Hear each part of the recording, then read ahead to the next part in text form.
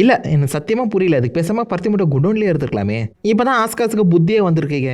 ஃபைனலாக 2027 best stunt கேட்டகரின்னு சொல்லி பார்த்தீங்கன்னா ஒரு புது ஆஸ்கர் கேட்டகரியை இன்ட்ரடியூஸ் பண்ண போகிறாங்களாம். எப்போ 2027 விச் மீன்ஸ் 2028 தான் நீங்கள் ஃபஸ்ட்டு ஸ்டண்ட் கேட்டகரிக்கான அந்த அவார்டே பார்க்க போகிறீங்க. இவ்வளோ நாள் கோமாவில் இருந்தீங்களாடா? கடந்த 10 வருஷமாக ஃபேன்ஸ் கேட்டுட்டு இருக்காங்க பெஸ்ட் ஸ்டண்ட் கேட்டகரிக்குன்னு அவார்ட் கொடுக்குறான்னு. எவ்வளோ நல்ல படங்கள் வந்துட்டு இருந்துச்சு. நம்ம மிஷன் இம்பாசிபிளாக டாம் க்ரூஸ் உயிரை கொடுத்து நடிச்சிட்டு இருந்தாரு. ஜான் விக்ல தக்காளி வேற மாதிரி ஸ்டண்ட் சீக்வன்ஸ்லாம் பெர்ஃபார்ம் பண்ணிட்டு இருக்காங்க. ஜாக்கி சான் அவருடைய பிரைமில் இருந்தார். அப்போல்லாம் கொடுக்காத ஸ்டண்ட் அவார்ட்ஸை இப்போ வந்து நொட்டியிருக்காங்க.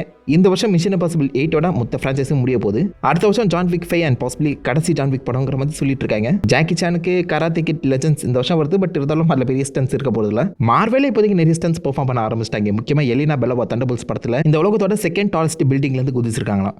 பயங்கரமான ஸ்டன்ஸ்லாம் பெர்ஃபார்ம் பண்ணக்கூடிய அந்த படங்கள்லாம் தூக்கி போட்டுட்டு யாருக்குடா அவார்ட் கொடுக்க போறீங்க? இவங்களை விட அந்த அவார்டுக்கு யார் தான் டிசர்வ்டு? 2028 யாருக்கு தான் அந்த முதல் அவார்ட் கொடுக்க போகிறாங்க? நான் கண்டிப்பாக பார்த்தே ஆகணுங்க. நீங்கள் சொல்லுங்கள். சப்போஸ் 10 வருஷத்துக்கு முன்னாடி அந்த அவார்ட் கொடுக்குற மாதிரி இருந்துருந்துச்சுன்னா யார் அதிகமாக இந்த ஆஸ்கார் அவார்டு ஜெயிச்சிருப்பா?